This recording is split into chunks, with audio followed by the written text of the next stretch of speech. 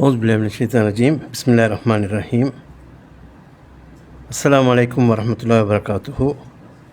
Salama society ஏற்பாடு செய்து நடத்தி வரும் வாராந்த தொடர் நிகழ்ச்சி இஸ்லாம் அருள் நிறைந்த மார்க்கம் என்ற தலைப்பில் 5 நிகழ்ச்சிகள் கொண்ட இந்த நிகழ்ச்சியின் 4வது நிகழ்ச்சியாக இன்று மரணத்துக்கு முன்பும் பின்பும் இஸ்லாம் காட்டும் அன்பு என்ற தலைப்பில் எங்கள் மத்தியில் உரை நிகழ்த்த வந்துள்ளார் ஷேக் ஹஸ்ஸான் ஹமீம் அவர்கள்.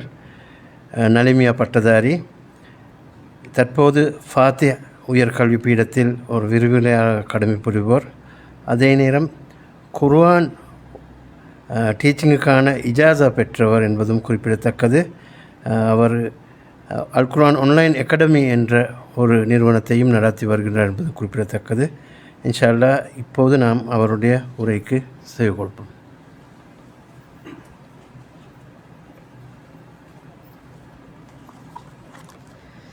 பிஸ்மில்லாஹிர் ரஹ்மானிர் ரஹீம்.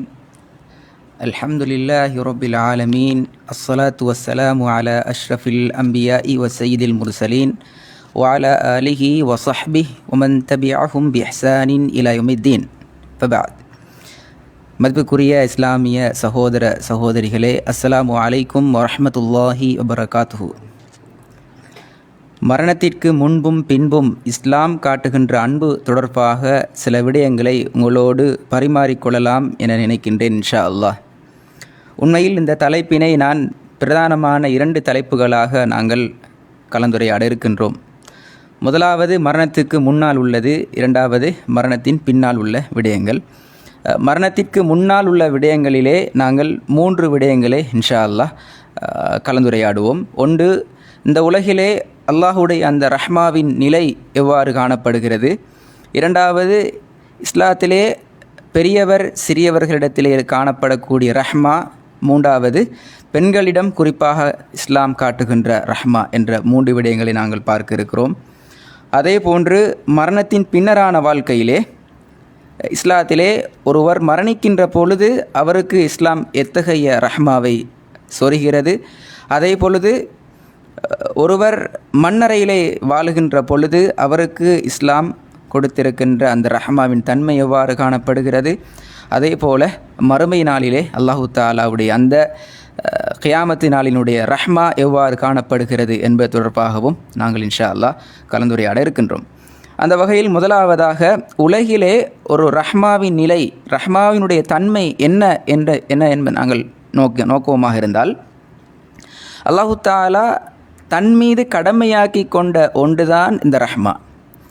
சூரா அல்-அன்ஆமிலே அல்லாஹு தாலா குறிப்பிடுகின்ற பொழுது, கதப ரப்புக்கும் அலா நஃப்ஸிஹி ரஹ்மா, உங்களுடைய இறைவன் இந்த ரஹ்மத் செய்வதினை அல்லாஹு தாலா தன் மீது கடமையாக்கி கொண்டிருக்கிறான் என அல் குர்ஆன் எங்களுக்கு சுட்டி காட்டி கொண்டிருக்கிறது. இந்த வசனத்தினை விளங்கப்படுத்துகின்ற பொழுது இமாம் தபரி அவர்கள் அடையாளப்படுத்துகிறார், அல்லாஹு தாலா இந்த உலகிலே தன் அடியார் மீது ரஹ்மாவை சொறிவதினை, ரஹ்மாவுக்கான பொருள் கருத்துக்கள் நாங்கள் இதுக்கு முன்னால் நடந்த பல விரிவுரைகளுக்கூடாக நாங்கள் விளங்கி இருக்கின்றோம். எனவே இந்த ரஹ்மாவை அருள்வதனை அல்லாஹு தாலா கடமையாக்கி விட்டான். எனவே அவர்களினுடைய தௌபாவை, தனது அடியார்களினுடைய தௌபாவை ஏற்றுக்கொள்வதற்கான கால அவகாசத்தை அல்லாஹு தாலா நீடித்திருக்கிறான். அவர்களை தண்டிப்பதற்கு அவன் அவசரப்பட மாட்டான். இது அல்லாஹுடைய மிக முக்கியமான ரஹ்மாவாக காணப்படுவதாக இமாம் தபரி அவர்கள் அடையாளப்படுத்துவார். உலகிலே ஒரு மனிதன் வாழுகின்ற பொழுது அவனுக்கு இந்த ரஹ்மா கிடைக்க வேண்டும் என்பதனை அல்லாஹு தாலா அவனுடைய கடமையை அவனுக்குரிய கடமையாக மாற்றியிருக்கிறான் என்பதனை இந்த அல் குர்ஆனி வசனம் அடையாளப்படுத்துவதனை நாங்கள் பார்க்கின்றோம். மதிப்புக்குரிய இஸ்லாமிய சகோதரர்களே, இது மாத்திரமல்லாமல் அல்லாஹு தாலா ரஹ்மாவை 100 பகுதிகளாக பிரிக்கிறான். ஸல்லல்லாஹு அலைஹி வஸல்லம் அவருடைய ஹதீஸ், சஹீஹ் முஸ்லிம்லே வரக்கூடிய அந்த ஹதீஸ், அல்லாஹு தாலா வானங்களையும் பூமியையும் படைத்த அந்த தினத்திலே ரஹ்மாவை 100 பகுதிகளாக பிரிக்கிறான். 100 ரஹ்மாக்களை பிரித்து 100 ரஹ்மாக்களையும் அல்லாஹு தாலா அந்த தினத்திலே படைக்கிறான். அந்த 100 ரஹ்மாக்களில் ஒரு ரஹ்மாவினுடைய விசாலம் எத்தகையதென்றால் இந்த பூமிக்கும் வானத்துக்கும் இடையிலான இடத்தை உள்ளடக்கியது. இதான் ஒரு ரஹ்மாவினுடைய அடையாளம். இந்த ஒரு ரஹ்மாவை மாத்திரம்தான் அல்லாஹு தாலா இந்த உலகத்துக்கு அருளி இருக்கிறான். அடுத்த 99ஐயும் தன்னோடு வைத்துள்ளான். இந்த ஒரு ரஹ்மாவிற்கான உதாரணத்தை ஸல்லல்லாஹு அலைஹி வஸல்லம் அவர்கள் அடையாளப்படுத்துகின்ற பொழுது சொன்னார்கள், ஃபீஹா தஅதீஃபுல் வாலிதத்து அலா வலதிஹா. இந்த உலகிலே வாழுகின்ற ஒரு தாய் தன் குழந்தையிடம் காட்டுகின்ற கருணைதான் அந்த ரஹ்மாவுக்கான உதாரணம். அல்லது ஓர் காட்டு விலங்கு, காட்டிலே வசிக்கக்கூடிய ஒரு பிராணி ஒன்று, அது பறவையாக இருக்கலாம், விலங்காக இருக்கலாம், பறவை ஒன்று தனது குட்டிக்கு காட்டுகின்ற அந்த கருணையைத்தான் ரஹ்மா, இந்த ரஹ்மா அடையாளப்படுத்துவதாக ஸல்லல்லாஹு அலைஹி வஸல்லம் அவர்கள் அடையாளப்படுத்தி இருக்கிறார்கள். எனவே உலகத்திலே வாழுகின்ற ஒரு மனிதன் உயிர் வாழுகின்ற பொழுது அவனால் செலுத்த முடியுமான அதி உச்சபட்ச ரஹ்மாவினுடைய அடையாளம் ஒரு தாய் தனது பிள்ளைக்கு செலுத்தக்கூடிய இந்த ரஹ்மா, இந்த கருணை, இந்த இரக்கத்தை நாங்கள் அடையாளப்படுத்தலாம். இது மாத்திரமல்ல, மதிப்புக்குரிய இஸ்லாமிய சகோதர சகோதரிகளே, அல்லாஹு தாலா இன்னும் ஒரு வகையிலையும் இந்த மனிதர்களுக்கான ரஹ்மாவை அருளி இருக்கிறான்.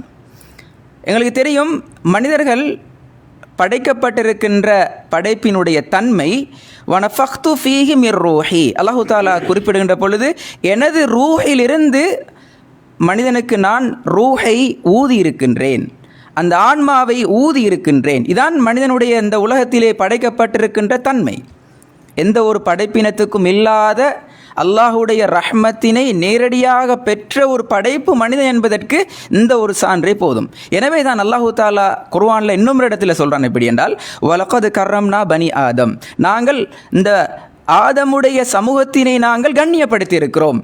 அந்த கண்ணியப்படுத்தியதனுடைய முக்கியமான தன்மை என்னென்றால், அல்லாஹு தாலாவுடைய ரஹ்மாவை நாங்கள் பெற்றிருக்கிறோம். அந்த ரஹ்மா எது? அதுதான் அல்லாஹோட ரூஹை நாங்கள் பெற்றவர்கள். ஹைர், இப்போ நாங்கள் இன்னும் இதில் ஒரு முக்கியமான விஷயத்தை நாங்கள் விளங்கிட்டு போகணும். இப்னு கசீர் அவர தஃப்சீரில் சில நேரம் கூட அர் ரஹ்மான் அர் ரஹீம் இந்த 2 ரஹ்மாக்களை பற்றி நிறைய பேசுவார்.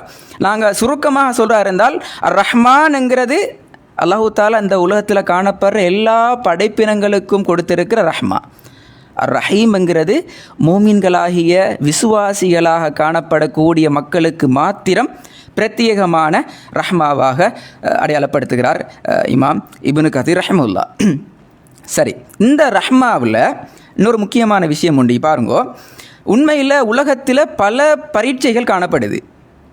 எல்லா பரீட்சைக்கும் எங்கள்கிட்ட ஒரு சிலபஸை தருவாங்க, நாங்கள்லாம் படிக்கணும், நிறைய நோட்ஸ்களை தேடுவோம், எல்லாம் படிப்போம். ஆனால் எது கேள்வி வரும் என்று சொல்லி எங்களுக்கு தெரியாது.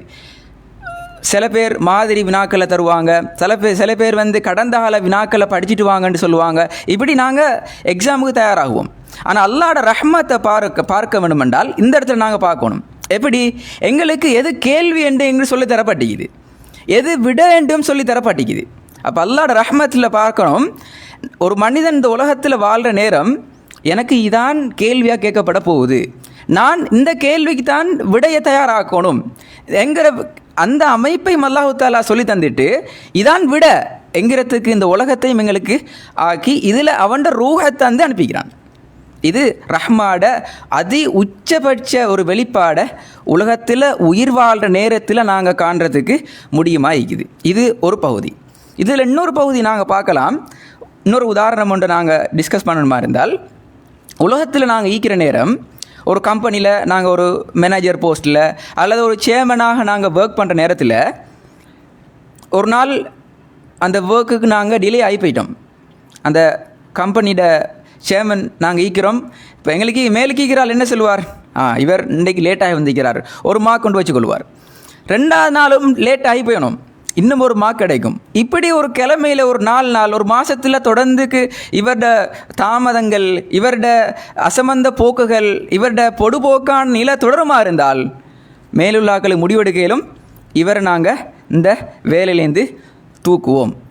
இப்படியான ஒரு முடிவுக்கு கண்டிப்பாக உலகத்தில் இருக்கிற யாரும் வாரது யதார்த்தம், அதான் இயல்பும் கூட.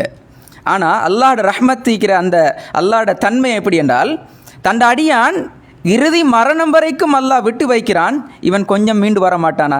ஏண்ட ரூஹ சுமந்துட்டு உலகத்தில் வாழ்கிற இந்த மனிதன் நான் தொழுகைக்காக அழைக்கிற போது அதுக்கு பதில் தரப்போவனாக இல்லை. நான் இந்த உலகத்தில் எப்படி வாழணும் என்று சொல்லிக்கிறனோ அதை விட்டுட்டு அவன் வேறொரு வாழ்க்கையில் வாழ்கிறான். வாழ்கிறது ரெண்டாவது விஷயம். அப்படி வாழ்கிறவனை ஒரு நாள் அல்ல, 2 நாட்கள் அல்ல, ஒரு வருடம் அல்ல, அவனுக்கு நீண்ட ஒரு காலத்தை அல்லாஹு தாலா கொடுத்து அவனை ஹயாத்தோடு அந்த உலகத்தில் வாழ வைக்கிறான். இந்த அடியான் ஏதோ ஒரு நேரத்தில் சரி திருந்துவான். இது இந்த தாமதித்து பார்க்குற பழக்கத்தை அல்லாஹு தாலா தான், நான் ஆரம்பத்தில் சொன்ன அந்த இமாம் தபரிட அந்த கூற்று தான் அது, அல்லாஹு தாலா தவணையை நீண்டதாக மாற்றுறான். இது ரஹ்மாவினுடைய படைப்பினங்கள், அதிலும் குறிப்பாக மனிதனாக உயிரோடு வாழ்கின்ற அந்த உலகில் அல்லாஹு தாலா தந்திருக்கிற ஒரு முக்கியமான விடயம்ங்கிறத நாங்கள் ஏற்றுக்கொள்ளணும். இது நாங்கள் உங்களோட கலந்துரையாட விரும்பிய முதலாவது பகுதி. இதில் இன்னும் சில விடயங்களை தொட்டு கொண்டு போகலாம். அடுத்ததாக நாங்கள் பார்க்கலாம், இந்த உலகத்தில் ரஹ்மாவினுடைய வடிவங்கள் பல வடிவங்களில் காணப்படுது.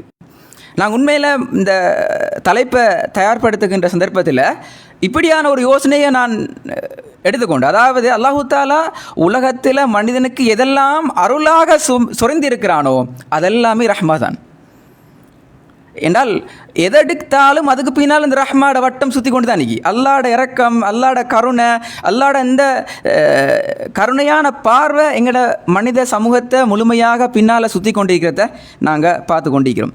உதாரணத்துக்கு பார்ப்போம், ஒரு மனிதன் உயிர் வாழ்கிறான், அவனை அந்த ரஹ்மாட வடிவத்தை பாருங்கோ, அவனுக்கு வலது பக்கம் அவன் திரும்பினாலும் அது ரஹ்மாவாக தான் நிற்கிது, இடது பக்கம் திரும்பினாலும் ரஹ்மாவாக தான் நிற்கிது.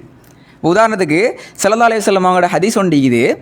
ரசூலுல்லாஹி அலைஹி வஸல்லம் அவர்கள் சதக்காக்களை பட்டியல்படுத்துகிறாங்க. மனிதன் உலகத்தில் வாழ்கிற நேரம் சதக்காக்களை பட்டியல்படுத்துகிறாங்க. அதில் என்ன சொல்கிறாங்க? ஃபீ வஜ்ஹி அஹீக லக சதக்கா தபஸ்ஸுமுக ஃபீ வஜ்ஹி அஹீக லக சதக்கா. ஓண்ட சகோதரனை பார்த்து ஒரு புன்முறுவல் பூக்கிறது கூட சதக்கா. அதை வேறு அது மட்டுமல்ல, ஒரு நன்மையே ஒரு சதக்கா, ஒரு தீமையை தடுக்கிறது சதக்கா, வழிகேட்டில் இருக்கிற ஒரு மனிதனை சரியான வழியை காட்டி விடுறது சதக்கா, பாதை தவறி போகிற ஒருத்தனுக்கு வழியை காட்டி விட்டால் கூட சதக்கா. இப்போ இந்த பார்வை இல்லாத மனிதனுக்கு பார்வையை அந்த உரிய இடத்துக்கு அவனுக்கு உதவு செய்கிறது சதக்கா, சாலையில் பாதையில் இருக்கிற ஒரு முள்ளை நகர்த்துறது சதக்கா. இப்படி ஒரு சதக்காட லிஸ்ட் அப்படி ஆகி இது அப்படி நாங்கள் பார்த்தோம் என்றால் எவ்வளோ பெரிய ஒரு கருணையை இஸ்லாம் இந்த தர்மத்தின் மூலமாக, சதக்காவின் மூலமாக அடையாளப்படுத்துகிறதுங்கிறத எங்களுக்கு பார்க்கலாம். சரி, இதில் இன்னொரு படி நாங்கள் மேலுக்கு போயிட்டு பார்த்தோம் என்றால் ரஹ்மாட இந்த விசாலத்தை பாருங்கோ. ஒரு மனிதன் உலகத்தில் ஸல்லல்லாஹு அலைஹி வஸல்லமோட ஹதீஸ் தான் இது, சஹீஹுல் புகாரி முஸ்லீமில் வார ஹதீஸ். ஒரு மனிதன் உலகத்தில் வாழ்கிறான், வாழ்ற நேரம் என்ன செய்கிறான் என்றால் அவன் ஒரு விதையை நாட்டி விடுறான். அந்த விதையில் இருந்து பாருங்கோ, உண்மையில் விதையை நாட்டி விதையிலிருந்து ரோட்டில் போகிற மனிதர்கள், தேவையானவர்கள், பசித்தவர்கள் அதிலிருந்து எடுத்துகிட்டு போனால் நன்மை என்று செல்றதில் அர்த்தம் உண்டு. இது ஆனால் ஹதீஸில் எப்படி சொல்லப்படுது என்றால் அதெல்லாம் சொல்லப்படுது. ஓகே, ஒம சூரிக்க மீனுக்குள்ள லகு சதக்கா, அந்த அவன் நட்டின மரம் பெரியதாகி கனிகள் வந்து அந்த கனிகளில் யாராசி ஒருத்தன் களவெடுத்துட்டு போனான், அதுவும் சதக்கா. அப்போ ஒருத்தன் ஏண்ட சொத்துலேருந்து களவெடுத்தா கூட அதையும் அல்லாஹ்ட பார்வையில் ரஹ்மாவாக அவனுக்குரிய அந்த நன்மையை பெற்றுத்தரக்கூடிய ஒன்றாக பார்த்துருக்கிறது. இஸ்லாத்தில் இந்த ரஹ்மா என்ற அந்த விசாலம் ஒரு மனிதன் உயிர் வாழ்கிற நேரத்தில் எவ்வளவுக்கு விசாலமானதுங்கிறத எங்களுக்கு இதில் அடையாளப்படுத்திக்குது. சரி, நாங்கள் இப்போ 2வது பகுதிக்கு வருவோம். மனிதன்ட பல பருவங்களில் அல்லாஹு தாலா இந்த ரஹ்மாவை அடையாளப்படுத்திக்கிறான். நான் இதில் முக்கியமான 3 பருவங்கள் நாங்கள் பேசுவோம் இன்ஷா அல்லாஹ். 1 பெரியவர்கள் என்ற கான்செப்ட், 2வது சிறியவர்கள், 3வது பெண்களை நாங்கள் தனி பேசுவோம். சரி, இதில் முதலாவது பெரியவர்களிடத்தில் இந்த கருணையை, இந்த ரஹ்மாவை இஸ்லாம் எப்படி எதிர்பார்க்குது என்றால், மரியாதை என்ற ஒரு வார்த்தை கூடாக, கண்ணியம் செலுத்துதல் என்ற வார்த்தை கூடாகத்தான் ரஹ்மாவை இஸ்லாம் அடையாளப்படுத்துது. ஒரு முறை ஸல்லல்லாஹு அலைஹி வஸல்லம் அவர்கள் சபையில் இருக்கிறார். அவரை பார்க்குறதுக்கு ஒரு முதியவர் அந்த சபைக்கு வாரார். அவர் வாரத்தை சபையில் இருந்த யாருமே கண்டுகொள்ளலை. எந்த அளவு கண்டா அவருக்கு எலும்பி இடத்த கொடுக்கறதுக்கு கூட அவங்க ரெடி இல்லை சபையில். உடனே ரசூலுல்லாஹி ஸல்லல்லாஹு அலைஹி வஸல்லம் அவர்கள் அவரோட அந்த இரக்க பார்வை அந்த முதியவர் மீது விழுகிறது. உடனே ஸல்லல்லாஹு அலைஹி வஸல்லம் அவர்கள் சொல்லுகிறார்கள், லைஸ மின்னா மல்லம் யர்ஹம் ஸகீரனா வ யுவக்கிர் கபீரனா. ஸல்லல்லாஹு அலைஹி வஸல்லம் அவர்கள் சொல்லுகிறார்கள் எப்படி என்றால், எங்களிடத்தில் சிறியோருக்கு இரக்கம் காட்டாதவரும் முதியவருக்கு மரியாதை அளிக்காதவரும் கண்ணியம் அளிக்காதவரும் எங்களை சார்ந்தவர் அல்ல. எங்கட பண்பாட்டில் அப்படியான ஒருத்தர் இல்லை. இப்போ எங்கட பண்பாடை சரியான முறையில் பின்பற்றணுமா இருந்தால், இஸ்லாத்தினுடைய பின்பற்றக்கூடிய முக்கியமான பண்பாட்டினுடைய அடிப்படை என்றால் முதியோரை கண்ணியப்படுத்தணும். இது இஸ்லாத்தில் முதியோருக்கு வழங்கப்பட்டிருக்கின்ற ரஹ்மாவை அடையாளப்படுத்துறதுக்கு ஒரு முக்கியமான அம்சமாக நாங்கள் பார்க்குறோம். சரி, இன்னொரு இதில் ஒரு சந்தோஷமான ஒரு செய்தி அல்லது ஒரு வித்தியாசமான ஒரு சம்பவம் எப்படி என்றால், மக்கா வெற்றி வருது. அபூபக்கர் ரலியல்லாஹு அன்ஹு அவங்க என்ன செய்கிறாங்க என்றால், அவரை வாப்பா கொஞ்சம் வயசு போன ஒரு மனுஷர் அபு குஹாபா என்ற அந்த மனிதரை ரசூலுல்லாஹ் இடத்துல கொண்டு வரார். அபூபக்கர் ரலியல்லாஹு அன்ஹு அவங்க என் வாப்பாவும் இஸ்லாத்தை ஏற்றுக்கொள்ளணும் என்ற அந்த ஆசையில் ரசூலுல்லாஹ் இடத்துல கூட்டி கொண்டு வரக்கொள்ள ரசூலுல்லாஹ் காபாவில் ஈக்கிறாங்க. இப்போ ரசூலுல்லாஹ் செல்றார், ரசூலுல்லாஹ்வே என் வாப்பாவை நான் கூட்டி வந்திருக்கிறேன். உடனே ரசூலுல்லாஹ் சொன்ன பதில் என்றால் பாருங்க, ஹலா தரக்த ஷேഖ ஃபி பைத்திஹி ஹத்தா அகூன அன ஆதீஹி ஃபி. அபூபக்கரே, நீங்கள் உங்களோட வாப்பாவை விட்டுட்டு வர இல்லையா? நான் அங்கே வந்திப்பேன் தானே, ஏன் அந்த முதியவர் எங்கே கூட்டிகிட்டு வந்தீங்க? நான் தானே அங்கே வரணும். யார் இது?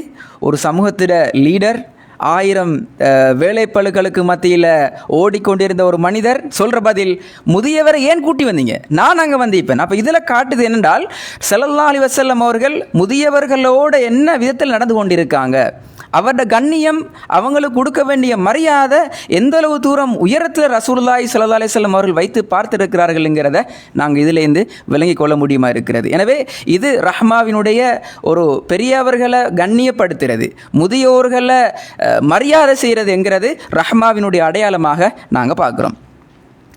இந்த பெரியவர்கள் என்ற பகுதி கூடாக வரக்கூடிய இன்னும் ஒரு சாரார் தான் பெற்றோர்கள். சரியா? பெற்றோர்களை பொறுத்த வரைக்கும் அதில் ஏராளமான ஹதீஸ்கள் எங்களுக்கு தெரியும். நான் எங்களோட தலைப்புக்குள்ளால் வாரத்தால் ஒரு சில சம்பவங்களை இந்த இடத்துல நான் ஞாபகப்படுத்துகிறேன். ஸல்லல்லாஹு அலைஹி வஸல்லம் அவரிடத்தில் ஒரு மனிதர் வாரார், வந்து சொல்கிறார், யா ரசூலல்லாஹ், மக்களிடத்தில் நான் தோழமை கொள்றதுக்கு, நான் நெருங்கி பழகிறதுக்கு தகுதியான யார் எனக்கு சொல்லுங்க. மக்களிடத்தில் நான் எந்த சொந்த விஷயங்களை ஷேர் பண்ணுறதுக்கு, நான் மிச்சம் நெருங்கி பழகிறதுக்கு தகுதியானவர் யார்? மன் அஹக்குன் நாஸ் பி ஹுஸ்னி ஸஹாபதி, அந்த நல்ல உறவை வச்சுக்கொள்றதுக்கு தகுதியானவர் யார் என்ற கேள்வி கேட்ட போது ஸல்லல்லாஹு அலைஹி வஸல்லம் அவர்கள் 3 தடவை சொன்ன பதில் உங்களோட உம்மா. 4வது தடவை உங்களோட வாப்பான்னு சொல்லி ஆன்சரை பண்ணுறார். தாய் 3 தடவை, 4வது தடவையில் வாப்பாவோட சொல்லி அடித்து முடிக்கிறார். பாருங்கோ, உலகத்தில் தோழமை கொள்றதுக்கு எவ்வளோ ஆக்களிக்கிற. உதாரணத்துக்கு எங்களோட பெஸ்ட் ஃப்ரெண்ட் மாறிப்பாங்க. சரியா? அதை விட கொஞ்சம் மேலுக்கு போனோமென்றால் ஆட்சியாளர்கள், ஏரியாட பொறுப்பாளர்கள் அல்லது அமைச்சர்கள், இப்படி நாங்கள் எங்கட அந்த தோழமையை நாங்கள் வச்சு கொள்றதுக்கு, எங்கட உயர்ந்த அந்த அந்தஸ்தை வச்சு கொள்றதுக்கு நாங்கள் தோழமை கொள்ளக்கூடிய ஆட்கள் நிறைய பேர் இருந்தும் ஸல்லல்லாஹு அலைஹி வஸல்லம் அவங்க தோழமை கொள்றதுக்கு அடையாளப்படுத்திய முதலாவது சாரார் குழுவினர் உங்களோட தாய் அல்லது அதுக்கு பின்னால் உங்களோட தந்தை. இதை விளங்கப்படுத்துகிற நேரம் ஹதீஸ் துறை அறிஞர்கள் சொல்கிற முக்கியமான விஷயம் என்னென்றால், ஏன் தாயை 3 தடவை சொல்லப்பட்டிருக்கின்றால், அந்த தாயானவள் ஒரு பெண்ணாக இருக்கிறாள். அவள் காலப்போக்கில் பலவீனம் அடையக்கூடிய நிலையை அவசரமாக சந்திக்கக்கூடியவள். தந்தையை விடவும் அவசரமாக பலவீனப்படக்கூடியவளாக அந்த தாய் இருக்கிறாள். எனவே அவளுடைய அந்த தேவையை நிறைவு செய்யறதுக்காக வேண்டித்தான் ஸல்லல்லாஹு அலைஹி வஸல்லம் அவர்கள் தாயை முற்படுத்தி இருக்கிறார்கள். எனவே பெற்றோருக்கு இஸ்லாம் கொடுத்திருக்கிற இந்த இடம் எங்களுக்கு காட்ட போதுமானது. ரஹ்மாவினுடைய பெற்றோருக்கு இஸ்லாம் கொடுத்திருக்கிற ரஹ்மாவோட நிலைமையை நாங்கள் பார்க்குறதுக்கு. இதோட இன்னொரு முக்கியமான விஷயம் ஒன்று பாருங்க. ஸல்லல்லாஹு அலைஹி வஸல்லம் அவர்கள் ஹிஜ்ரத் போகிறாரு. சரியா? இப்போ எங்களுக்கு தெரியும் ஹிஜ்ரத்துங்கிறது எவ்வளோ ஒரு உன்னதமான ஒரு புனிதமான ஒரு பயணம் என்கிறது நாங்கள் நிறைய படிச்சுக்கிறோம், கேள்விப்பட்டிருக்கிறோம், தெரிஞ்சு வைக்கிறோம். ஒரு சஹாபி ரசூல்லாட்ட வந்து செல்றார், யார் ரசூலல்லா, நான் உங்களோட ஹிஜ்ரத் வரணும் ஆசையாகிக்குது, நான் அதுக்குரிய என் மனதை நான் ஒருநிலைப்படுத்தி நான் ரெடியாக வந்துக்கிறேன், நான் இப்போ உங்களோட ஹிஜ்ரத் வரணும். ஆனால் ஒரு சின்ன ஒரு விஷயம் உண்டு, என்னென்றால் நான் உங்களோட ஹிஜ்ரத்து வாரத்துக்காக வேண்டி என் உம்மா பாப்பாவை கொஞ்சம் சங்கடத்துக்கு உட்படுத்திட்டேன். அவங்க அழுதுட்டாங்க கொஞ்சம், நான் உங்களோட வாரன் சின்னத்தோட அவங்க 2 பேரும் அழுதுட்டாங்க. உடனே ரசூலுல்லாஹ் சொன்ன பதில் என்னென்றால், இர்ஜியா இலைஹிமா, உங்களுக்கு ஹிஜ்ரத் வர இயலாது, நீங்கள் திரும்பி போங்க. எங்கே போங்க? அவங்க 2 பேர்கிட்டையும் போங்க. ஃபஅத்ஹிக்ஹுமா கமா அபகைதுஹுமா, அவங்க 2 பேரையும் எப்படி நீங்கள் அழ வச்சிங்களோ அதே போல் அவங்கள சிரிக்க வைங்க. அதுக்கு போகிறோம் நீங்கள் ஹிஜ்ரத்தை பற்றி யோசிங்க. அப்போ ஹிஜ்ரத் எவ்வளோ பெரிய உன்னதமான கடமையாக இருந்தும் கூட பெற்றார்கள் என்ற அந்த பகுதியினர் கூடாக வரக்கூடிய அம்சத்தை அல்லாஹு தாலாவோட தூதர் ஸல்லல்லாஹு அலைஹி வஸல்லம் அவர்கள் மிக உயர்ந்த இடத்துல வச்சு தான் பார்த்திக்கிறான். அப்போ இந்த ரஹ்மாட வெளிப்பாடு, பெற்றோர்களுக்கு இஸ்லாம் கொடுத்திருக்கிற அன்பு, கருணை, இரக்கம், இதில் வெளிப்பாடு தான் இதுக்கு மிக முக்கியமான காரணம் என்கிறத நாங்கள் இதிலிருந்து பார்க்கலாம். சரி, இது பெரியவர்களோட இஸ்லாத்தில் காணப்படக்கூடிய அந்த ரஹ்மாட வெளிப்பாடுகளை நாங்கள் பார்த்தோம். அடுத்த பகுதிக்கு நாங்கள் வந்தோம்னால், சிறியவரிடத்தில் எப்படியான ரஹ்மாவை இஸ்லாம் எதிர்பார்க்குது அல்லது எப்படியான ரஹ்மாவை இஸ்லாம் கொடுத்திருக்குன்னு பார்த்தோம்னால், ஸல்லல்லாஹு அலைஹி வஸல்லம் அவரோட சம்பவம் உண்டு. இதுக்கும் பாருங்கள், முஸ்லீமில் வார் ஹதீஸ் உண்டு. இது அனஸ் பின் மாலிக் ரலியல்லாஹு அன்ஹு அவங்க அந்த ஹதீஸை அறிவிக்கிறாங்க. எப்படின்னால் அந்த ஹதீஸை அப்படி தான் அவங்க தான் சொல்கிறாங்க. எப்படின்னால், நான் ரசூலுல்லாவை கண்டில்லை, இவரை விட குழந்தைகளோட கொஞ்சி விளையாடுறதுக்கு இந்த உலகத்தில் வேறு யார் மீக்கிறாங்களா என்றது எனக்கு விளங்குது இல்லை. யார் சொல்கிற? அனஸ் பின் மாலிக் ரலியல்லாஹு அன்ஹு சொல்கிற. யாரை பற்றி சொல்கிற? ஸல்லல்லாஹு அலைஹி வஸல்லம் அவங்கள பற்றி சொல்கிற. இப்போ நான் யோசிச்சு பார்ப்போம், ரசூலுல்லாஹ் ஒரு சாதாரண வீட்டோட பாப்பாவாக இருந்தால் ஓகே, ஜொப்புக்கு போகிறாரு, வாராரு, வீட்டில் பிள்ளைகளோட கொஞ்சிறாரு, நைட்டில் தூங்க போகிறாரு, காலையில் எழும்புறாரு, பிள்ளைகளை கொஞ்சிட்டு ஜொப்புக்கு போயிட்டு வந்து 24 மணி தேரம் பிள்ளைகளோட எதிர்த்து போகலாம்.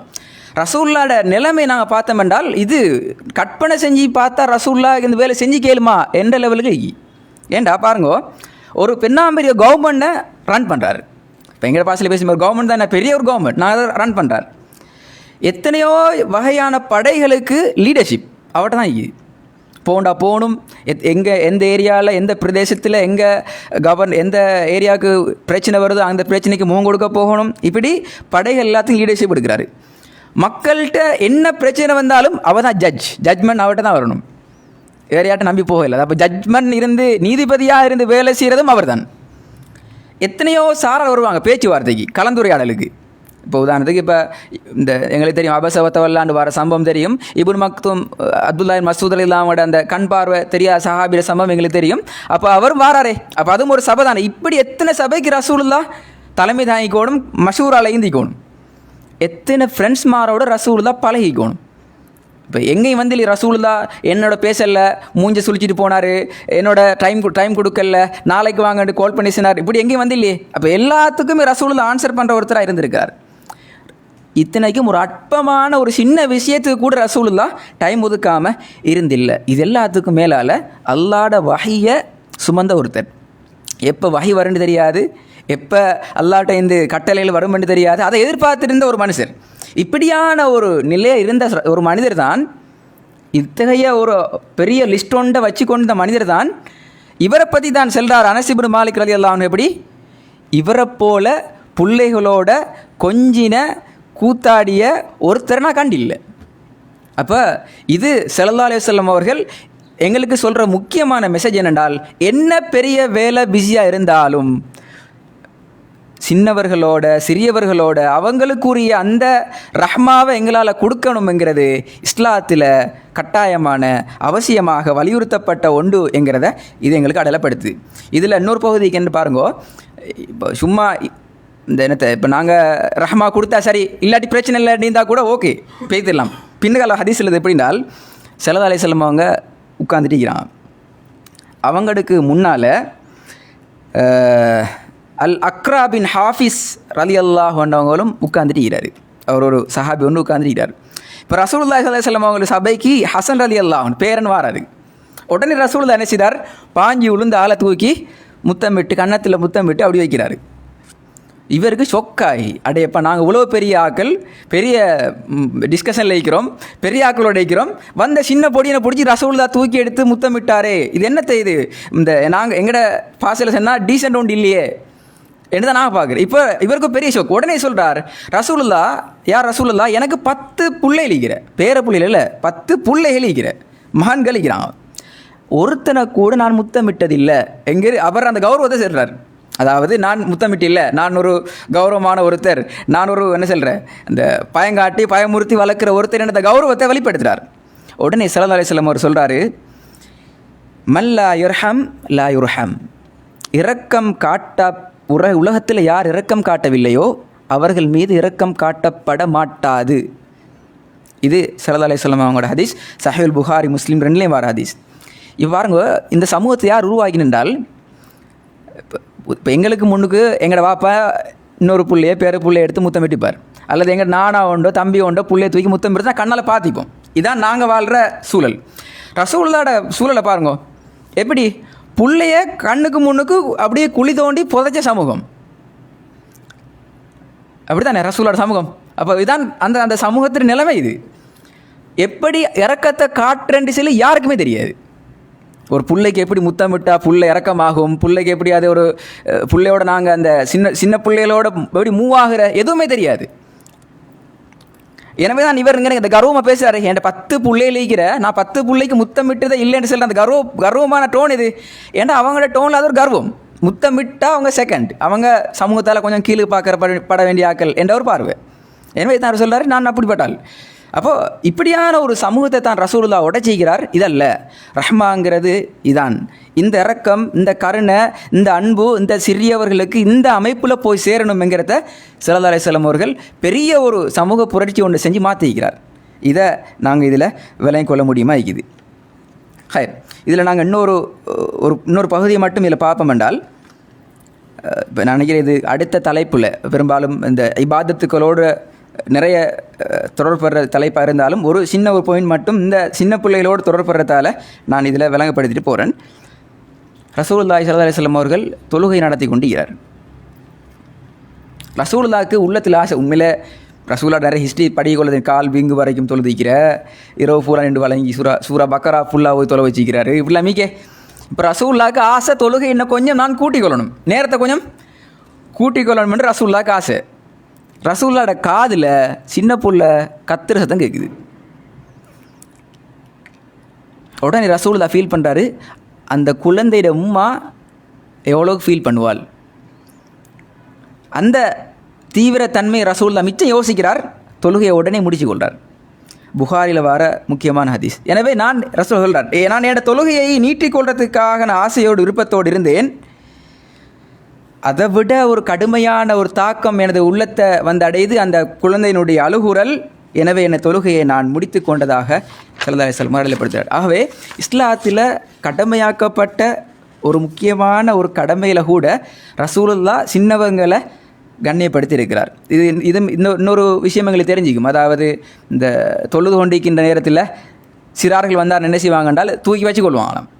அந்த பிள்ளைகள் சலிப்படைஞ்சு எப்போ இறங்கி ஓடுறாங்களோ அதுக்கு தான் ருக்குவிலையும் திரும்புவார் அல்லது சுஜூலையும் திரும்புவார். இது ரசூலுல்லாஹ்வோட ஒரு தொழுகையிலே ஸ்டைல். அப்போ இதெல்லாம் எதை காட்டுது என்றால், சின்ன பிள்ளைகள் என்கிறாக்கள் இறக்கத்தோட அந்த ரஹ்மாட தன்மையில் வளர்க்கப்பட வேண்டியவர்கள் என்கிறத எங்களுக்கு பார்க்க இயலும். எங்களுக்கு தெரியும், நாங்கள் அடிக்கடி சொல்கிற விஷயந்தான், அந்த 7 வயதாயினா தொழுகையை ஏவுங்கோ, 10 வயதாயினாலும் தொலாட்டி அடித்து தொலைவைங்கிறத அந்த அடித்தல் என்ற சொல்ல வச்சு கொண்டு நாங்கள் நிறைய சொல்லுவோம். ஆனால் குர்ஆனில் அடிங்கோ என்கிறத நாங்கள் எடுத்து பார்த்தோம் என்றால் அதை காண்றது ரொம்ப ரொம்ப ரொம்ப அரிது. ஆனால் இரக்கம், கருணை காட்டுங்கோ, உபதேசம் செய்யுங்கள், அவர்களோடு அன்பாக நடந்து கொள்ளுங்கள் என்று சொல்லத்தை எடுத்தால் எக்கச்சக்கமான உதாரணங்களை எங்களுக்கு பேசலாம். அப்போ இது எது காட்டுது என்றால், இஸ்லாத்தில் படைப்பினங்களோடு அல்லாட உயர்ந்த படைப்பாகி இந்த மனிதன் உலகத்தில் வாழ்கிற நேரம் எந்த வகையான ரஹ்மாவை அவன் கொண்டு ஈக்கணும்ங்கிறதுக்கு இந்த ஒரு அடையாளம் எங்களுக்கு போதுமானது. சரி, இப்போ நாங்கள் இதில் அடுத்த பகுதிக்கு வருவோம், பெண்களோட பகுதி. நான் தனியாக பார்க்குறதுக்கான காரணங்களை நான் இதில் உங்களுக்கு விளங்கப்படுத்துகிறேன். உண்மையில் உலகத்தில் பலவீனமான படைப்பாக படைக்கப்பட்ட ஒரு படைப்பு பெண்கள். குர்ஆன் அப்படி தான் சொல்லி, அர்ரஜுலுன் கவ்வாமூன் அல நிசா, ஆண்கள் பாக்கியசாலிகள், பலசாலிகள், வீரமிக்கவர்கள், இப்படி சொல்லுகின்ற அர்த்தம் என்ன? பெண்கள் பலவீனமானவர்கள். இதை இஸ்லாம் மிக தெளிவாக அடையாளப்படுத்திக்குது. பாருங்க, உடல் ரீதியாக அவர்கள் பலவீனப்பட்டவர்கள், மானசீக ரீதியாக, மன ரீதியாக அவசரமாக அவர்கள் பலவீனத்துக்கு உட்படக்கூடியவர்கள். பல சூழ்நிலைகள், பல நிலைகள் அவங்களுக்கு இந்த காரணத்துக்கு அவங்கள விட்டு செல்லுது.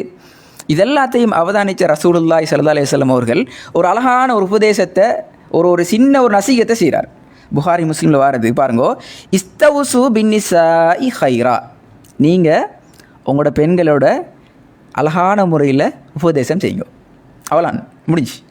வேற ஒன்றும் சொல்லலை. உங்களோட பெண்களோடு நீங்கள் அழகான முறையில் உபதேசம் செய்து கொள்ளுங்கள். இதை ரசூலுல்லாஹி ஸல்லல்லாஹு அலைஹி வஸல்லம் அவர்கள் ஒரு ஹதீஸில் சொல்லியிருந்தாலும் தனது ஹஜ்ஜத்துல் விதா கடைசி அந்த இறுதி பேருரையில் கூட ரசூலுல்லாஹி ஸல்லல்லாஹு அலைஹி வஸல்லம் அவர்கள் இந்த செய்தியை சொல்கிறதுக்கு டைம் எடுத்துக்கிறார். இது ஒரு முக்கியமான விஷயம். சும்மா ஒரு மெசேஜை சொல்லி, ஒரு ஹதீஸை சொல்லிட்டு போயிருந்தா பார்த்தீங்கன்னா, எந்த பகுதியில் முக்கியமாக விளங்கப்படுத்தணும் என்று அடையாளப்படுத்தினாரோ அந்த ஹஜ்ஜத்துல் விதா இறுதி உபதேச அந்த பேருரையில், அதில் ஒரு டைம் எடுத்துக்கிறார். என்னத்துக்கு என்றால், பெண்களுக்கான இந்த உபதேசத்தை செய்கிறதுக்கு. அதில் இந்த உபதேசத்தை இப்போ சஹீஹ் புகாரி முஸ்லீம் வந்து அந்த ஹதீஸில் இன்னும் கொஞ்சம் கூடுதலாக விளங்கப்படுத்துகிறார். பாருங்கோ, ஃபி ஹாதல் யௌம், இந்த தினத்தில் அவர் சொல்றார், வஸ்தவுசு பின்னிசாஇ ஹைரா ஃபஇன்னமா ஹுன்ன அவானுன் இந்தகும். கொஞ்சம் கூட்டுகிறார், பெண்களை நீங்கள் நன்றாக நடத்துங்கள், ஏனென்றால் உங்களுக்கு அவர்கள் உதவியாளர்களை போன்றவர்கள், உங்களுக்கு ஹெல்ப்பர்ஸ் என்ற அவங்க தான். எனவே நீங்கள் அவங்களோட நல்ல முறையில் நடந்து கொள்ளுங்கள் என்ற செய்தியை ஸல்லல்லாஹு அலைஹி வஸல்லம் அவர்கள் ஹஜ்ஜத்துல் விதாவில் தனது கடைசி பேருரையில் அடையாளப்படுத்துகிறார். பாருங்கோ, தலாக் எடுத்தாலும் ஆண்களுக்கு தான். இப்போ நான் சொன்ன அருள் என்று சொல்லி, அப்போ ரஹ்மத் ஆண்களுக்கு தான். தலாக் என்று எடுத்தால் கவ்வாமூன், இப்போ சாட்சியம் சொல்கிறத எடுத்தாலும் ஆண்கள் பெரியவர்கள், ஆண்கள ஒன்று பெண்கள் ரெண்டுன்னு பேசுவோம். இப்படி எதை எடுத்தாலும் ஆண்களுக்கான ஒரு முக்கியத்துவத்தை இஸ்லாம் கூட பேசியிருந்தாலும் பெண்கள் பலவீனமானவர்கள் என்கிறதுக்காக வேண்டி அவர்களை சும்மா விடலை. அவங்களுக்குரிய ரஹ்மத்தை இஸ்லாம் கச்சிதமாக சரியான அமைப்பில் இஸ்லாம் கொடுத்திக்குது. அதுதான் இந்த சொற்சரிவு மிக்க அந்த ஹதீஸினுடைய ஆழம் சொல்கிற செய்தி அதுதான். உங்களோட பெண்களோடு நீங்கள் நல்ல முறையில் நடந்து கொள்ளுங்கோ. இந்த ஹதீஸை விளங்கப்படுத்துகிற சந்தர்ப்பத்தில் தான் குர்ஆன் எங்களுக்கு இன்னொரு ஹதீஸை ரசூலுல்லாஹி ஸல்லல்லாஹு அலைஹி வஸல்லம் அவங்க அடையாளப்படுத்தும். அப்படின்னால், அந்த பெண்களோடு நீங்கள் நன்றாக நடந்து கொள்ளுங்கள் ஏண்டா எப்படி நடக்கிற எங்கிறதுக்கு ரசூலுல்லாஹ் வேறு யாரையும் உதாரணம் சொல்லலை, அவரைத்தான் உதாரணம் சொன்னார். என்ன சொன்னார்? உங்களிடத்தில் சிறந்தவர் உங்களோட குடும்பத்துக்கு சிறந்தவர், நான் எனது குடும்பத்துக்கு சிறந்தவர். உதாரணம் யார்? ரசூலுல்லாஹி ஸல்லல்லாஹு அலைஹி வஸல்லம் அவர்கள். நான் ஏற்கனவே ரசூலுல்லாஹ் பற்றி சொல்லிட்டேன் எப்படிப்பட்டவர்னு சொல்லி. அப்போது இந்த ஒரு பெண்ணுக்கான அந்த ரஹ்மத்தை, பெண்ணுக்கான இந்த பகுதி சரியாக கிடைக்கணும் என்றால் உலகத்தில் ரசூலுல்லாவை தவிர வேறு யாரும் அந்த இடத்துக்கு பொருத்தமானவர் அல்லங்கிறத ரசூலுல்லாஹி அலைஹி வஸல்லம் விளங்கினதால தான் 11 மனைவிமார திருமணம் முடிச்சிருந்தும் கூட இதை தனக்கு ஒப்பிடுகிறார். நான் தான் இது பொருத்தம், ஏண்ட குடும்பத்துக்கு நான் பெஸ்ட் ஆகிக்கிறேன், எனவே நீங்களும் உங்களோட குடும்பத்துக்கு பெஸ்ட்டாக இருங்கோ, சிறந்தவராக இருங்கோ என்கிற செய்தியை ஸல்லல்லாஹு அலைஹி வஸல்லம் அவர்கள் அடையாளப்படுத்துகிறார்கள். எனவே இறுதியாக இந்த பெண்களை பற்றி செய்தியில் குர்ஆனும் இதை உறுதிப்படுத்துது. எப்படி என்றால் பாருங்கோ, சூரா நிசால வார வசனம் 19ஆம் வசனம், வஆஷிருஹுன்ன பில் மஅரூஃப், நீங்கள் பெண்களோட பணிவோடு நடந்துக்கோங்க, பெண்களோட கனிவோடு நடந்துக்கோங்க. நாங்கள் அதை மாதிரி தான் விளங்கிக்கிறோம். அதாவது பெண்கள் தான் ஆண்களோட, அதாவது மனைவி தான் கணவனோட என்ன செய்யணும்? கனிவோடு நடந்து கொள்ளணும், குறைச்சி பேசணும். இப்படி பல விஷயங்கள் குர்ஆன் மாறி செல்லுது, ஆண்களை பற்றி செல்லுது. உங்களோட பெண்களோட, உங்களோட மனைவி மக்களோட கொஞ்சம் நீங்கள் கனிவாக நடந்து கொள்ளுங்கள். அந்த வசனம் தொடர்ந்து செல்லுது பாருங்கோ, ஃபஇன் கரிஹ்துமூஹுன்ன ஃபஅஸா அன் தக்ரஹூ ஷைஆ, நீங்கள் அவளிடத்தில் காணப்படுற ஒன்றை நீங்கள் வெறுக்கலாம், இது நல்லமில்லைன்னு நீங்கள் வெறுப்பீங்க. ஆனால் வயஜஅலல்லாஹு ஃபீஹி கஸீரன் கஸீரா, நீங்கள் வெறுக்கிற விஷயத்தில் தான் அல்லாஹு தாலா ஏராளமான ஹைர்களை வச்சிக்கிறான். இந்த ஹைர் தான் ரஹ்மா. முடிஞ்சு எவ்வளோ விஷயம். இந்த குர்ஆன் சொல்ல இந்த ஹைர் இருக்குதே, அல்லாஹு தாலா நிறைய ஹைர்களை வச்சிக்கிறான்னு சொல்லி, அந்த ஹைர் மிகப்பெரிய ஒரு ரஹ்மா. அது எங்களுக்கு எப்போ நாங்கள் சரியாக அனுபவித்து அல்லது அந்த இடத்துல வந்து ஸ்பாட் பாயிண்டில் நாங்கள் ஒரு இடத்துல மாட்டிக்கொள்கிறோமோ அது எங்களுக்கு நல்லா விளங்கும். அடையப்பா, இதுக்காக வேண்டியா நான் இவ்வளோ நான் வெறுத்தன், அவாய்ட் பண்ணினேன், ஓரமாக்கினேன், இதில் மிகப்பெரிய ரஹ்மா உண்டை இஸ்லாம் கொண்டு வச்சிக்குதே என்கிறத நாங்கள் நடைமுறை ரீதியாக ஃபீல் பண்ணுறத நாங்கள் பார்க்குறோம். இது நாங்கள் உங்களோட மரணத்துக்கு முன்னால் இஸ்லாம் எங்களிடத்தில் ரஹ்மாவை என்ன அமைப்பில் வச்சிக்குது என்கிற தொடர்பாக உங்களோட டிஸ்கஸ் பண்ண விஷயங்கள். இப்போ நாங்கள் எங்களோட பிரதானமான 2வது தலைப்புக்குள்ளே நாங்கள் வருவோம். அது மரணத்தின் பின்னராக இஸ்லாம் எங்களுக்கு என்ன வகையில் ரஹ்மாவை சொரிந்திருக்கிறது, இன்னொரு பாஷையில் சொன்னால் என்ன வகையான அருளை எங்களுக்கு இஸ்லாம் மரணத்துக்கு பின்னால் வச்சிக்குது. நான் இதில் ஏலவே சொன்னது போல் 3 பகுதியில் நாங்கள் பேச பார்ப்போம் இன்ஷா அல்லாஹ். ஒன்று, மரணத்தின் போது என்ன வகையான ரஹ்மாவை இஸ்லாம் எங்களுக்கு அடையாளப்படுத்துது. மரணிக்கிற ஒருத்தர் ரஹ்மாங்கிற இஸ்லாம் சொல்லுது. ஒருத்தருக்கு மரணம்ங்கிறதே ஒரு ரஹ்மா என்று சொல்லுது. நான் பார்ப்போம் இன்ஷா அல்லாஹ்.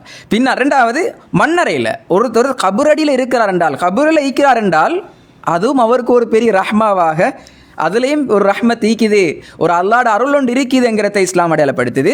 3வது, மறுமையிலும் எங்களுக்கு ஒரு ரஹ்மா இருக்குதுங்கிறத நாங்கள் பார்க்க வைக்கிறோம். சரி, முதலாவது வருவோம்.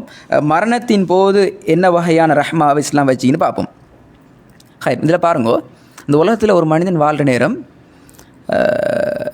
அவனுக்கு நான் 7 விளங்கப்படுத்தினேன், அதாவது இந்த எக்ஸாம் சிஸ்டம். அப்போ அவன் இந்த உலகத்தில் அவனுக்கு இந்த உலகத்தோடு அந்த வாழ்வு முடிஞ்சு போயிடுச்சு என்று சொன்னால் அது நீதியான ஒரு வாழ்க்கை இல்லை. உலகத்தில் நான் வாழ்கிறேன், என் மரணம் வருது, நான் மௌத்தாகிறேன், இதோட என் காலம் முடிஞ்சுது என்றால் அல்லாஹ் தாலா எனக்கு வழங்கிய ஆறறிவுக்கு எந்த பிரயோசனம் இல்லை, அல்லாஹ் தாலா எனக்கு வழங்கின சுதந்திரத்துக்கு எந்த ஒரு பிரயோசனம் இல்லை. இதெல்லாம் மிகப்பெரிய ரஹ்மாக்கள். இந்த உலகத்தில் நாங்கள் இந்த அருளை வச்சு, அதாவது இந்த எங்களோட சுதந்திரம், எங்களுக்கு வழங்கப்பட்டிருக்கிற சுதந்திரம், எங்களுக்கு வழங்கப்பட்டிருக்கிற இந்த பகுத்தறியை வச்சு நாங்கள் எதை டிசைட் பண்ணுறோம், எதை நாங்கள் நோக்கி போகிறோம் என்றதை நாங்கள் சரியான முறையில் உலகத்தில் வாழ்கிறோம் என்றால் அதுக்கு எங்களுக்கு ஒரு தீர்வு தேவை. அந்த அந்த அந்த தீர்வு என்று சொல்கிறத விட அதுக்கு ஒரு நியாயமான கூலி தேவை. நாங்கள் ஒர்க் பண்ணிக்கிறோம். அப்போ அந்த ஒர்க் எங்களுக்கு ஜஸ்ட் சும்மா போயிலும் என்றால் அதில் ஒரு நீதி ஒன்று இல்லை. எனவே உலகத்தில் ஒருத்தர் மரணிக்கிறதுங்கிறது, அவருடைய அந்த மூச்சு காற்றுகள் முடிவடைந்து போகிறதுங்கிறது இஸ்லாத்திட பார்வையில் இஸ்லாம் எங்களுக்கு செல்லுது மிகப்பெரிய ஒரு ரஹ்மா இருக்குது. பாருங்கள், இதில் ஒருத்தர் மரணிக்கிறார். மரணித்தா நாங்கள் என்ன செய்வோம்? எல்லோரும் மரண வீட்டுக்கு மையத்து வீட்டுக்கு வருவோம். இன்றைக்கும் இப்போயும் ஒரு மையத்துண்டுனா யாரும் மையத்து வீட்டுக்கு போவோம், உட்காருவோம், அழுவோம், கத்துவோம், பெரட்டுவோம், பேத்துருவோம். இப்படி அல்ல இஸ்லாம். இது ஒரு பகுதி. இஸ்லாத்திட பார்வை இதை விடவும் விசாலமாக தான் நிற்கிது. இஸ்லாத்திட அந்த மரணத்தினுடைய ரஹ்மா இதை விட விசாலம். இது உலகத்தில் சாதாரணமாக மரணிக்கிற எந்த ஒரு சமயத்தவர நிகழ்வுகளும் இப்படி தான் நிற்கும். இஸ்லாம் இதை விடவும் கொஞ்சம் ஒரு படி மேலே பேத்திட்டு பார்க்குது. பாருங்கள் எப்படி என்றால், ஒரு முஸ்லீம் மரணிக்கிறான், ஒரு மரணத்தை கண்ணால் காண்றான் என்றால், ஒருத்தர் மரணிக்கிறார் என்றால் அந்த மரணத்தை அவன் என்ன செய்கிறான் என்றால், எஸ் இது அல்லாஹ்ட கலா கதிர், நான் ஏற்றுக்கொள்ளணும் என்ற அந்த சிந்தனைக்கு அவர் வருகிறார். நாங்கள் இன்ஷா அல்லாஹ் இஷாவினுடைய அதான தொடர்ந்து இதிலிருந்து தொடங்குவோம் இன்ஷா அல்லாஹ்.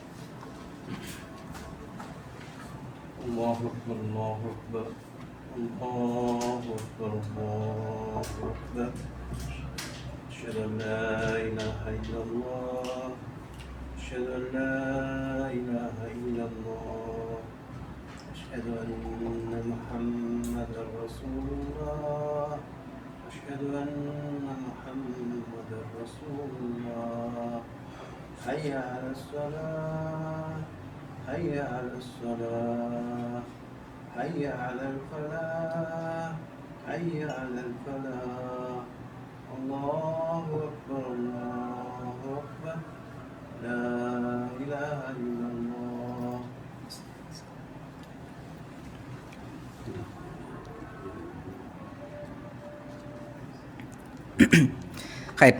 அப்போ இஸ்லாம் இந்த மரணித்த ஒரு நபருக்கான ரஹ்மா வைக்குது எப்படின்னு பாருங்கோ. ஒரு மனிதன், ஒரு முஸ்லீம் அடிப்படையில் ஃபீல் பண்ணுறான், எஸ் மரணம்ங்கிறத ஏற்றுக்கொள்ளணும். அது என் பாப்பாவாய்க்கலாம், என் அம்மாவாய்க்கலாம், யார் உலகத்தில் வாழ எல்லாருக்கும் ஒரு காலக்கெடு நிர்ணயிக்கப்பட்டிருக்குது. அந்த கலாக்காதிரை அவன் ஏற்றுக்கொள்கிறான். இந்த கலாக்காதிரை ஏற்றுக்கொள்கிற மனோபக்குவத்தை இஸ்லாத்தில் ஒரு முஸ்லீம் பெற்றிருக்கிறான் என்று சொன்னால் அது மிகப்பெரிய ஒரு ரஹ்மா. இது எல்லாருக்கும் இந்த பாக்கியம் கிடைக்காது. உண்மையில் அதை ஏற்றுக்கொள்ள ஜீரணிக்கு கொள்ள முடியாத ஒரு விஷயமா ஈக்குதுங்கிறத எங்களோட சக அடுத்த மதத்தினவர்களுடைய மரண செய்திகள் அந்த நிகழ்வுகளை பார்க்குறேன்னா நான் கண்டுகொள்கிறோம். தலையில் அடித்து கொள்வது, கீழே உழுது கொள்வது, பிறண்டு கொள்வது, ஏன்னா அவங்களுக்கு ஜனாசாவை அல்லது அந்த மையத்தை அவங்களுக்கு பொறுத்து கொள்ளையலாம், தாங்கிக்கொள்ளலாம். ஆனால் இஸ்லாம் எங்களுக்கு காட்டுற வழிமுறை பாருங்கோ, நீங்கள் ஜனாசா வீட்டுக்கு சென்றால் வாய் விட்டு அழுவதை தவிர்த்து கொள்ளுங்கோ. அது அர்த்தம் அழக்கூடாது என்றல்ல, வாய் விட்டு அழுற லெவலுக்கு நாங்கள் போகக்கூடாது, அதை நாங்கள் எங்களை கண்ட்ரோல் பண்ணிக்கொள்ளணும், கட்டுப்படுத்தி கொள்ளணும் என்ற செய்தியை இஸ்லாம் எங்களை அடையாளப்படுத்தி. ஏன் காரணம்? அதை வாய் விட்டு அழுகிறோம் என்றால் எங்களோட கலாகத்தில் பிரச்சனை, எங்களோட ஈமானில் பிரச்சனை. நாங்கள் ஒரு மரணத்தை ஏற்றுக்கொள்கிற நிலையில் நாங்கள் இல்லை, அதை எக்ஸப்ட் பண்ணுற லெவலுக்கு நாங்கள் இல்லைங்கிறத அடையாளப்படுத்து. எனவே ஒரு மனிதன் உலகத்தில் வாழ்கிற நேரம் தன்னுடைய ஒரு சக முஸ்லீமினுடைய மரணத்தை ஏற்றுக்கொள்வது அல்லாஹு தாலா எங்களுக்கு தந்திருக்கிற மிகப்பெரிய ஒரு அருள், ஒரு ரஹ்மா. அந்த கதிரை நாங்கள் ஏற்றிருக்கிறோம். ஈமான்ட ஒரு முக்கியமான விஷயமாகத்தான் இஸ்லாம் அதை அடையாளப்படுத்துது. எனவே தான் இது மாத்திரமல்ல, இஸ்லாம் எங்களுக்கு சொல்கிற இன்னொரு விஷயம் என்னென்றால், அடிக்கடி அதிகம் நீங்கள் மரணத்தை ஞாபகப்படுத்துங்க. சரியா? அதே நேரம் உலகத்தில் வாழ்கிற நேரம் நீங்கள் ஒரு வழிப்போக்கனாக இருந்துட்டு போய்த்திருங்க. நீங்கள் உலகத்தில் குடிகொண்டு அரச மாலையை கட்டி கொண்டு வாழணும் என்று யோசிக்க வேணாம். இதெல்லாம் எதை காட்டுது என்றால், மரணத்தில் கொஞ்சம் எங்களுக்கு ஆசைக்கணும், மரணத்தை நாங்கள் யோசிக்கணும், நாங்களும் மரணிப்போம் என்ற அந்த சிந்தனையோட உலகத்தில் வாழணும் என்கிறத இது எங்களுக்கு காட்டுது. இது மரணத்துக்கிற ஒருத்தர் இருக்கிற ரஹ்மாட கான்செப்டில் முதலாவது விஷயம். ரெண்டாவது பாருங்கோ, ஒரு மனிதர் மரணிக்கிறார் என்றால் 3 விஷயம் அவரை பின்தொடருது.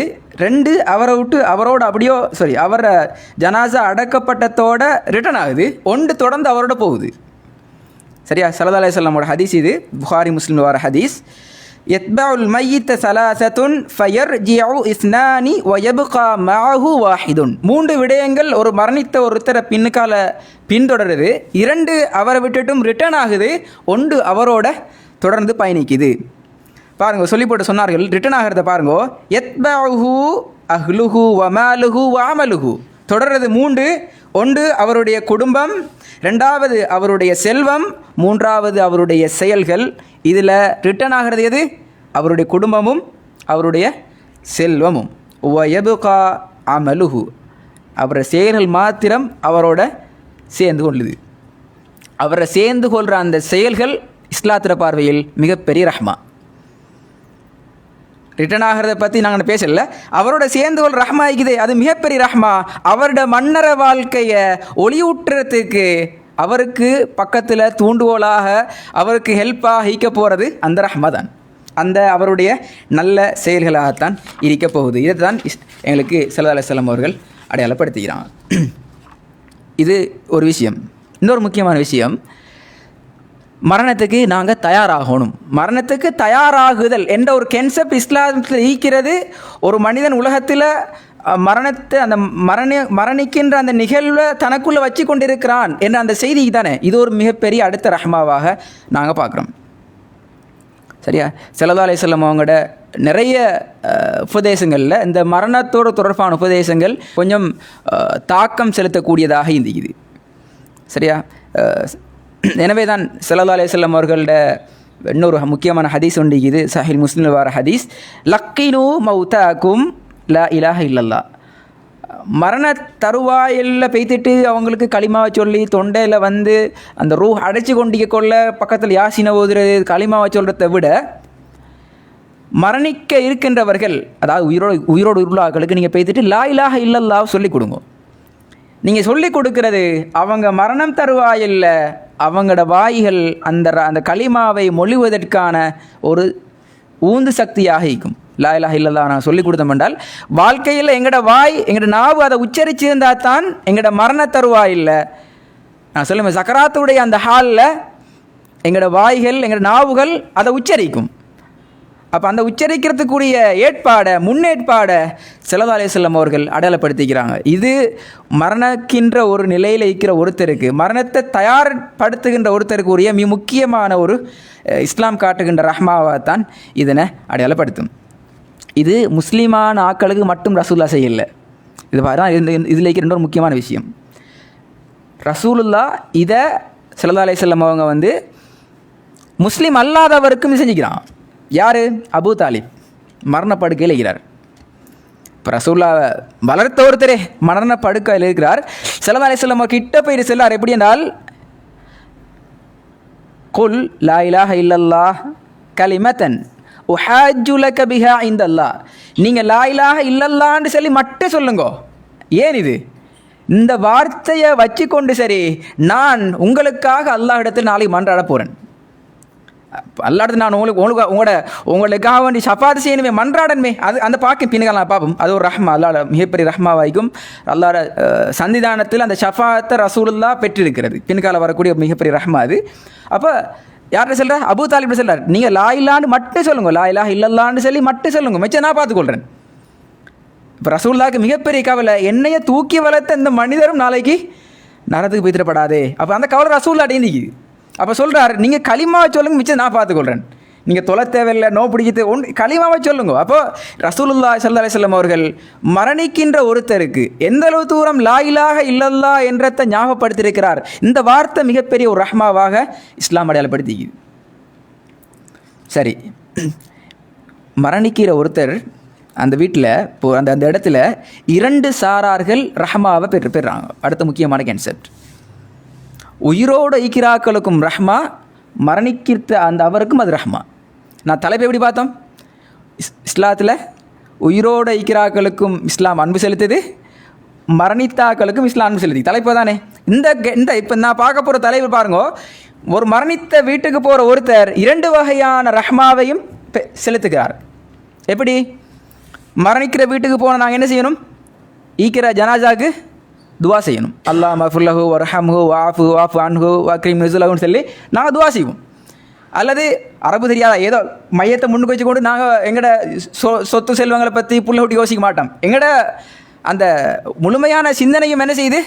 மரண சிந்தனையாக மாறப்போகுது. இது முதலாவது கேட்டகரி. யாருக்கு இது? மரணித்தவர் மூலமாக நாங்கள் பெற்றுக்கொள்கிற ரஹ்மா.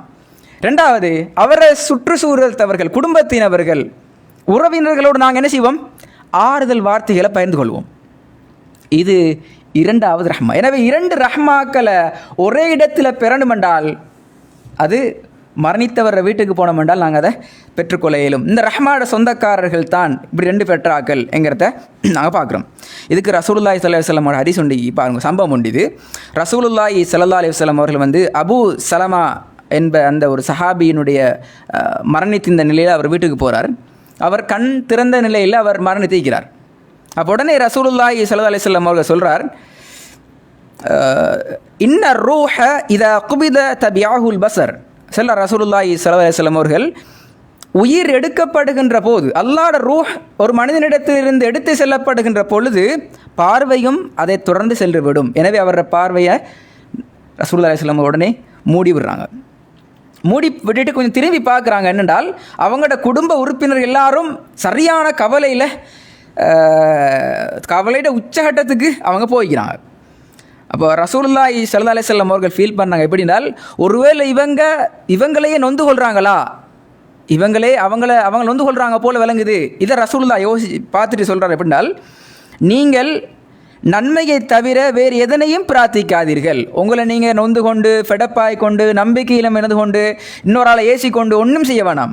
சொல்ல ரசூலுல்லாஹி ஸல்லல்லாஹு அலைஹி வஸல்லம் அவர்கள் நன்மையை தவிர நீங்கள் வேறு எதையும் பேச வேண்டாம். ஏனென்றால் ஃபஇன்னல் மலாயிகத யுஅம்மினூன அலா மா தகூலூன். நீங்கள் எதெல்லாம் சொல்கிறீங்களோ அதெல்லாத்துக்கும் இதை சுற்றிக்கிற மலாய்க்காமார்கள் ஆமீன் சொல்லி கொண்டு இருக்கிறாங்க. ஆகவே நல்லதை சொல்லுங்க சொல்லி போட்டு சொன்னார்கள் ஸல்லல்லாஹு அலைஹி வஸல்லம் அவர்கள். அந்த அபூ சலமா ரலியல்லாஹு அன்ஹு அவர்களுக்கு வேண்டி பெரிய துவா ஒன்றை செய்கிறார். அப்போ இது ரசூலுல்லாஹ்வோட முன்மாதிரி காட்டுறார் பாருங்கோ. ஒரு மரணித்தவர வீட்டில் எப்படி எல்லா துக்கத்தையும் அல்லாஹ்வோட ரஹ்மாவாக மாற்றலாம்.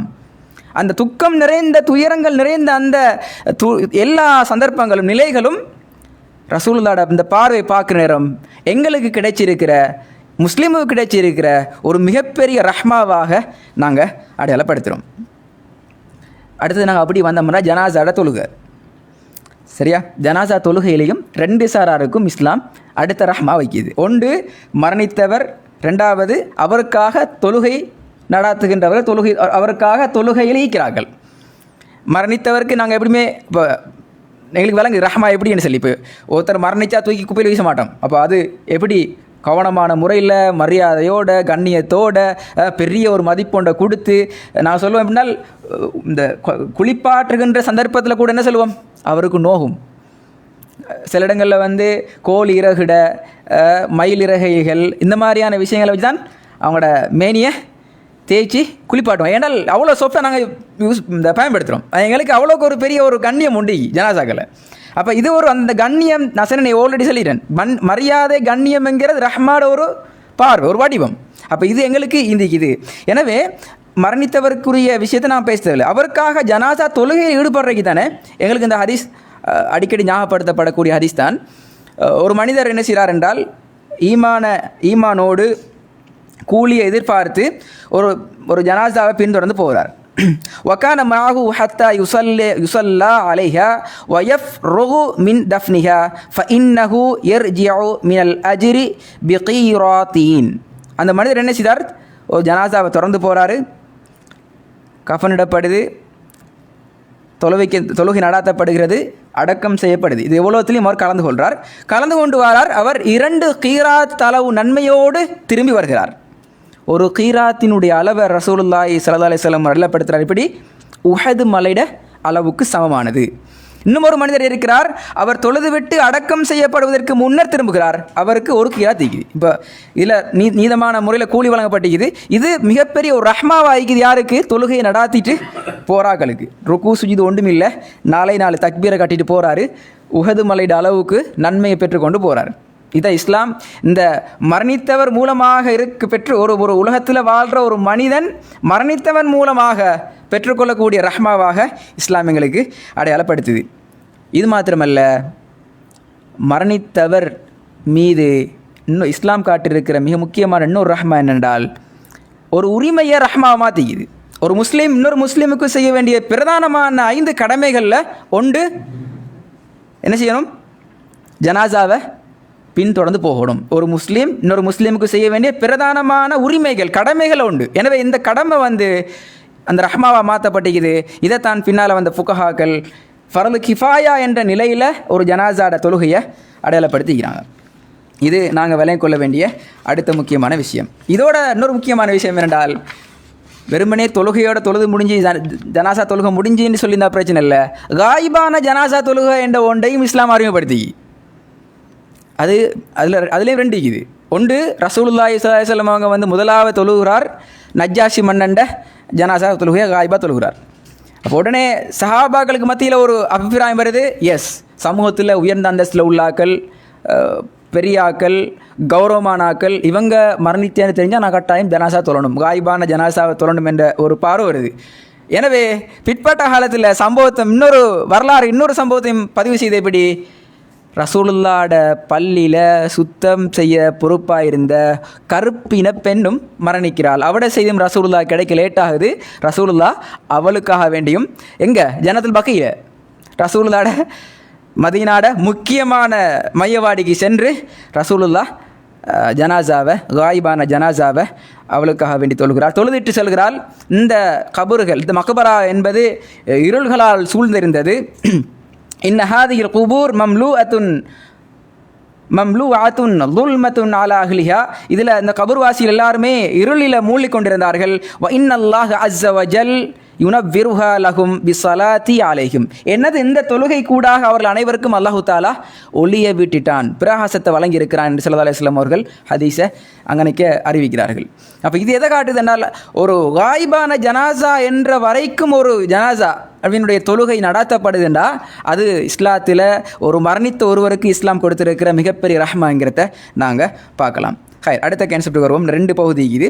ஒன்று மன்னரையில் ரஹ்மா, அடுத்தது மறுமையில் ரஹ்மா. சரி, இப்போ நாங்கள் மன்னரையில் ரஹ்மாவை நாங்கள் பார்த்தோம் என்றால், நான் ஏழை சொன்னது போல் ஒரு மனிதன் மௌத்தாகினால் என்று சொன்னால் உலகத்தில் எல்லாம் பேய்த்திரும், அவனோட நல்லமல் சேர்ந்து வருது என்கிறது ஒரு பகுதி. மன்னரையில் ரஹ்மான்னு சொன்னால் இது அந்த ஹதீஸில் இன்னும் ஒரு பகுதி, இன்னும் ஒரு முக்கியமான ஹதீஸ் வருது. எப்படி உலகத்தில் எல்லா அமல்களும் துண்டிக்கப்படுது 3 தவிர. அது 3 மிகப்பெரிய ரஹ்மா, 3 மிகப்பெரிய ரஹ்மா. இதா மாத்தல் இன்சான் இன் கத அன்ஹு அமலுஹு இல்லா மின் சலாசத்தின். அப்போ என்னது 3 மிகப்பெரிய ரஹ்மா? ஒன்று இல்லா மின் சதகத்தின் ஜாரியா, அவர் இந்த உலகத்தில் செஞ்சுட்டு போகிற நிலையான தர்மம். அப்போ நிலையான தர்மம் என்கிறது இஸ்லாத்திர பார்வையில் மரணித்த ஒருவர் மன்னரையில் அவர் தனது சுகபோகமான வாழ்க்கையை, ஆரோக்கியமான வாழ்க்கையை மன்னரையில் வாழணும் என்றால் இஸ்லாம் காட்டுற மிக முக்கியமான ஒரு ரஹ்மா, ஒரு அருள், அவர் உலகத்தில் நிலையான சதக்கா உண்டை செஞ்சுட்டு போகட்டும். அது கஷ்டமா? இல்முன் யுன்தஃபஉ பிஹி, அவர் ஒரு அறிவை போதிச்சுட்டு போகிறார். அந்த அறிவு இந்த உலகத்தில் பல பிரயோசனங்களை பயன்களை உலகுக்கு கொடுக்குது. அந்த அறிவும் அவருக்கு மிகப்பெரிய ரஹ்மா. மூணாவது, வலதின் சாலிஹின் யதுஉ லஹு, அவருக்காக பிரார்த்திக்கக்கூடிய ஒரு வாரிசை உருவாக்கிட்டு போகிறார், ஒரு பிள்ளையை உருவாக்கிட்டு போகிறார். அவருக்காக பிரார்த்திக்கின்ற காலமெல்லாம் அது ரஹ்மா. இது இஸ்லாத்தில் ரஹ்மாவினுடைய பார்வை. மன்னரைக்குள்ள ஒருத்தர் மௌத்தாகி கபரில் அடக்கப்பட்ட நிலையில் மன்னரில் இருக்கின்ற சந்தர்ப்பத்திலும் இஸ்லாம் அவரை கைவிடல. அவர் மீது கருணை காட்டிக்குது, அவருக்கு அன்பை காட்டிக்குது, அவருக்குரிய அந்த நிஅமத்தை பரிபூர்ணமாக இஸ்லாம் கொடுத்திருக்கிறது என்கிறத நாங்கள் இதில் விலையும் கொள்கிறோம். இப்போ நாங்கள் இறுதி பகுதிக்கு வருவோம். மறுமையில் என்ன வகையான ரஹ்மாவை அல்லாஹு தாலா எங்களுக்கு தந்திக்கிறான் பாருங்க. இதில் ஒரே ஒரு முழு சம்பவம், ஒரே ஒரு சம்பவம் தான் வருது. நான் அதை சுருக்கமாக விளங்கப்படுத்துகிறேன். மறுமையில் எங்களுக்கு தெரியும், சூரியன் ஒரு முழம் அளவுக்கு கிட்ட கொண்டு வரும், அந்த எல்லாம் பல பயன்கள்லாம் கேட்டியும். இப்படி வந்திருக்கிற சந்தர்ப்பத்தில் மக்கள் என்ன செய்வாங்க என்றால் ஓடுவாங்க. நாங்கள் எவ்வளோ கஷ்டத்தில் இருக்கிறோம், எவ்வளோ துன்பத்தில் இருக்கிறோம், யாருக்கும் எங்களை பற்றி அக்கறை வருது இல்லையேன்னு சொல்லி ஓடிக்கொண்டு எங்கே போவாங்கன்ற முதலாவது மனிதர் யார்? ஆதம் அலைஹிஸ்ஸலாம் போவாங்களாம். போயிட்டு சொல்லுவாங்களாம், பாப்பா நீங்கள் தான் எங்கட பாப்பா, தந்தையே நீங்கள்லாம் எங்கட எல்லாத்துக்கும் பாப்பா நீங்கள் தான். அல்லாஹு தாலா உங்களை அவன்ட கையால் படைச்சிக்கிறான், உங்களோட உடலில் அல்லாஹ் ரூஹை ஊதிக்கிறான். முதலாவது மனிதரே, மலக்குமார்கள் எல்லாரும் உங்களுக்கு சுஜூது செஞ்சாங்க. இப்படிப்பட்ட ஒருவர் நீங்கள் இருக்கிறீங்க, அல்லாஹ் இடத்துல எங்களுக்காக வேண்டி ஷஃபாத் செய்யுங்கோ என்று சொல்லி மக்கள் எல்லாரும் யார்கிட்ட சொல்லுவாங்க? ஆதம் அலைஹிஸ்ஸலாம் சொல்லுவாங்க. ஆதம் அலைஹிஸ்ஸலாம் சொல்லுவாராம், எனக்கு இன்றைக்கு அந்த இடம் கிடைக்காது. சுருக்கம் சொல்லடா, எனக்கு இன்றைக்கி இந்த இடம் கிடைக்காது. என்னோட அல்லாஹ் ரொம்ப கோபத்தில் இருக்கிறான். என்ன காரணம்? அல்லாஹ் வேணாம் என்று சொன்ன ஒன்றை நான் செஞ்சிட்டேன். செஞ்சத்தோடு எனக்கான எல்லாம் முடிஞ்சு போய்த்துட்டு என் எந்த ஷஃபாஅத்தும் ஏற்றுக்கொள்ளப்படலை, அல்லாஹ்ட்ட ஏற்றுக்கொள்ளப்படாது, எனக்கு இதை செய்ய இயலாது. இப்போ மக்கள்கிட்ட சொல்லி போட்டு அவர் வழிகாட்டி விடுறார். அடுத்தால நீங்கள் யார்கிட்ட போகணும்? நூஹ் அலைஹிஸ்ஸலாம்கிட்ட போங்க. இப்போ திருப்பி நூஹ் அலைஹிஸ்ஸலாம்கிட்ட வராங்கோ, அவர்கிட்ட இதே விஷயத்தை சொல்கிறாங்கோ. அவர் சொல்கிறாரு, நான் ஆல்ரெடி அல்லாஹ்ட்ட ஒரு ஷஃபாஅத்தை வாங்கிட்டேன், இந்த கப்பல் விஷயத்தில் நான் ஒரு ஷஃபாத்தை வாங்கிட்டேன், எனக்கு திருப்பி அல்லாஹ்ட்ட போக இயலாது. நீங்கள் அடுத்தால பாருங்கோ, திருப்பி சொல்கிறார், நீங்கள் இப்ராஹிம் அலைஹிஸ்ஸலாம்கிட்ட போங்கோ. இப்ராஹிம் அலைஹிஸ்ஸலாம்கிட்ட வர இப்ராஹிம் அலைஹிஸ்ஸலாமும் கையை விரிக்கிறார், எனக்கும் இயலாது, நானும் பரிந்துரை செய்ய முடியாத சந்தர்ப்ப சூழ்நிலையில் இருக்கிறேன். நீங்கள் மூசா அலைஹிஸ்ஸலாம்கிட்ட போங்கோ. மூசா அலைஹிஸ்ஸலாம்கிட்ட போகக்குள்ள அவர் சொல்கிறாரு, நான் ஒத்தனை என் கையால் அரைஞ்சி கொண்டிக்கேன், இந்த முகத்தை வச்சு கொண்டு இந்த உடம்பு வச்சுக்கொண்டு நான் எப்படி அல்லாட்ட போய் உங்களுக்கு சப்பாத்து செய்கிறேன், என்னுடைய அல்லாஹ் மிகப்பெரிய கோபத்தில் இருக்கிறான். நீங்கள் அப்படியோ எங்கே போங்க? ஈசா அலைஹிஸ்ஸலாம்கிட்ட போங்க. பாருங்க போல் பாசிங் எப்படி நடக்குதுன்னு சொல்லி. ஈசா அலைஹிஸ்ஸலாம்கிட்ட போனால் அவரும் சொல்கிறார், அல்லாஹ் இன்றைய தினத்தில் என்னோடையும் கோபத்தில் இருக்கிறான், எனக்கும் பரிந்துரை செய்ய முடியாது, எனது பரிந்துரையும் ஏற்றுக்கொள்ளப்பட மாட்டாது. நீங்கள் போக வேண்டிய ஒரே ஆள் முஹம்மத் ஸல்லல்லாஹு அலைஹி வஸல்லம் அவங்க, நீங்கள் அவங்ககிட்ட போங்க. இறுதியாக மக்கள் எல்லாரும் ஸல்லல்லாஹு அலைஹி வஸல்லம் அவங்ககிட்ட வராங்க.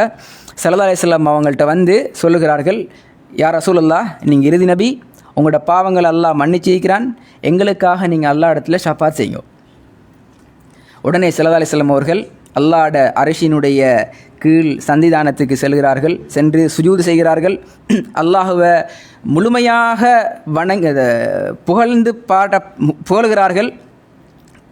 அந்த புகழுக்குரிய வார்த்தைகள் எல்லாம் இதுக்கு முன்னால் எந்த ஒரு நபியோ எந்த ஒரு மனிதரோ புகழாத அளவுக்கு ஸல்லல்லாஹு அலைஹி வஸல்லம் அவர்கள் அல்லாஹ்வை புகழ்கிறார்கள். பிறகு அல்லாஹு தாலா ஸல்லல்லாஹு அலைஹி வஸல்லம் அவர்களுக்கு சொல்லுவான், யா முஹம்மத், ஸல்லல்லாஹு அலைஹி வஸல்லம் அவர்களே, யா ரசூலுல்லாஹ், நீங்கள் உங்களோட தலையை தூக்குங்கோ, நீ விரும்பியதை கேளுங்கோ, உங்களுக்கு அது கேட்கிறது கொடுக்கப்படும் என்கிறத ஸல்லல்லாஹு அலைஹி வஸல்லம் அவங்களுக்கு சொல்லப்படும். உடனே ரசூலுல்லாஹி ஸல்லல்லாஹு அலைஹி வஸல்லம் அவங்க சொல்லுவார்கள், யா உம்மத்தி யா உம்மத்தி யா உம்மத்தி, எனது உம்மத்தே, எனது சமூகமே என்று தான் சொல்வார்கள். உடனே அல்லாஹு தாலா, உங்களோட உம்மத்தில் சுய விசாரணையின்றி போராக்கள் கொஞ்சம் பேர் இருக்கிறாங்க, அவங்கள வலது பக்கத்தால் கொண்டு போங்கோ, வலது வாசலால் சுவனத்தை கொண்டு போங்கோ, அடுத்த எல்லாரும் அடுத்த வாசலால் சுவர்க்கத்துக்குள்ளே போவாங்க. ஒரு வாயலினுடைய இடைவெளி ஸல்லல்லாஹு அலைஹி வஸல்லம் அவர்கள் உதாரணத்தை வழங்கப்படுத்துகிறாங்க. ஒரு ஒரு ஒரு சுவனத்தில் காணப்படுற ஒரு வாசலினுடைய அந்த இடைவெளி கெப் எவ்வளோ தூரம் என்றால் மக்காவுக்கும் ஹிம்யருக்கும் இடையில் உள்ள தூரம், அல்லது மக்காவுக்கும் புஷ்ரா என்ற பிரதேசத்துக்கும் இடையில் உள்ள தூரமாகத்தான் ஒரு வாயிலினுடைய இடைவெளி காணப்படும் என்கிறத ஸல்லல்லாஹு அலைஹி வஸல்லம் அடையாளப்படுத்துகிறார்கள். எனவே இங்கே சொல்ல வர முக்கியமான விஷயம் என்னென்றால், உலகத்தில் எந்த ஒரு ஷஃபாத்தும் ஏற்றுக்கொள்ள ரெடி இல்லாத அந்த சந்தர்ப்பத்தில், உலகத்தில் எல்லா மனுஷனும் ஒன்று சேர்ந்திக்கிறோம், அந்த மஹ்ஷரில் சூரியன் தனக்கு கிட்ட வந்துட்டு இப்போ நான் அடுத்த ஸ்டெப் என்ன செய்யணுமென்று விளங்குது இல்லை. இப்போ இந்த துன்பத்திலேருந்து வெளியே வாரத்துக்கு எங்களுக்காக மன்றாடக்கூடிய அந்த மன்றாட்டம் ஸல்லல்லாஹு அலைஹி வஸல்லம் அவர்களுடையது மட்டும்தான் இருக்குது. அது மிகப்பெரிய ரஹ்மா எங்களுக்கு கிடைச்சிக்குது. உலகத்தில் வேறு யாருக்கும் அந்த ரஹ்மாட அடையாளத்தை அடைந்து கொள்ள முடியாதவர்கள். இது ஒரு மிகப்பெரிய ரஹ்மா. இறுதியாக சுவனம் எங்களுக்கு கிடைச்சிக்கிற ஒரு ரஹ்மா, நரகமும் ஒரு ரஹ்மா தான். நான் இதெல்லாம் படுத்தி தான் முடிக்கிறேன் இன்ஷா அல்லாஹ். சுவனம் ரஹ்மாங்கிறது விளங்குது. நிறைய பேருக்கு ரஹ்மாட கான்செப்டில் நரகம் ஏன் ஒரு ரஹ்மான்னு விளங்குது இல்லை. இப்போ நான் ஏண்ட சுய அறிவை பகுத்தறிவை எனக்கு வழங்கப்பட்டிருக்கிற சுதந்திரத்தை வச்சு இஸ்லாத்தை நான் விளங்கி நான் உலகத்தில் நடைமுறைப்படுத்திட்டு மரணித்தால், இஸ்லாம் சொல்கிற வாழ்க்கை வழிமுறையை பின்பற்றி வாழ்ந்த ஒருத்தனுக்கு சுவனம் கிடைக்கிறது நீதி. அந்த நீதி ஒரு ரஹ்மா. எங்களுக்கு வழங்கப்பட்ட அதே அறிவு அதே சுதந்திரத்தை வச்சு நான் இஸ்லாத்தை சரியாக நடைமுறைப்படுத்தவில்லை என்றால், எனக்கு வழங்கப்பட்ட சுதந்திரத்தை நான் மிஸ்யூஸ் பண்ணினா எனக்குரிய நீதி நரகம். அந்த இடத்துல நரகம் எங்களுக்கு தரப்படவில்லை என்றால் அல்லாஹ்ட ரஹ்மத்தா இல்லை, அல்லாஹ்ட அருள் அநீதியாக பேசிடும். எனவே நரகத்தில் மறுமையில் நரகம் என்றது கூலி நிர்ணயிக்கப்படுது என்ற படுமாக இருந்தால் அது இலகுவாக ஒருத்தது கிடைக்காது. நரகம் என்கிறது இலகுவாக நிறைய நல்ல விளங்கிக்கொள்ளணும் இந்த கான்செப்டை. உலகத்தில் எவ்வளோ நான் சொன்ன ஸ்டார்டிங் எவ்வளோ ஒருத்தன் கஷ்டப்பட்டு அல்லது துன்பத்தில் துயரத்தில் மூழ்கி அவன் முழுமையான தனது வாழ்க்கையை கஷ்டப்படுறான், அவன் தீமையை தான் செய்கிறான் என்றால் அல்லாஹ் தஆலா கடைசி நிமிடம் வரைக்கும் அவனுக்கான கால அவகாசத்தை கொடுத்துக்கிறான், திருந்துவான், அவனோட தண்டனையை லேட்டாக்கி வச்சுக்கிறான். அப்படியாப்பட்ட நேரத்தில் நரகம் என்கிறது ஒரு போதும் இலகுவில் ஒருத்தனு கிடைக்காது. அவனால் திருந்தவே முடியாது என்று அல்லாஹ்ட அந்த கோப பார்வைக்கு உட்பட்டால் மட்டும்தான் நரகம் அல்லது சுவனம் தான்.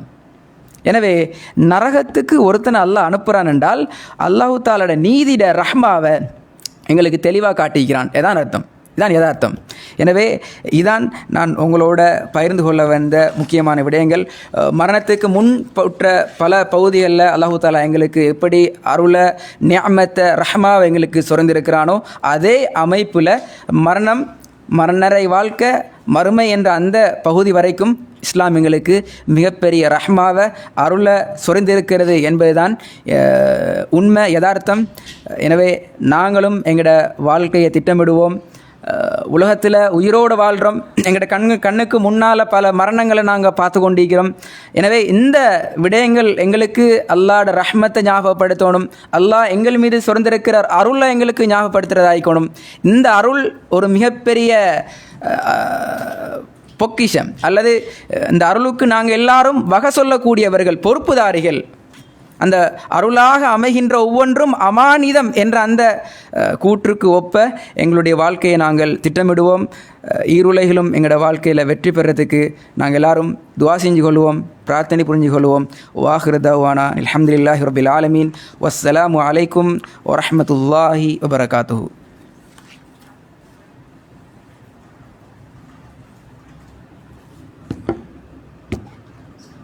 ஜஸாக்கல்லாஹு ஹைரன்.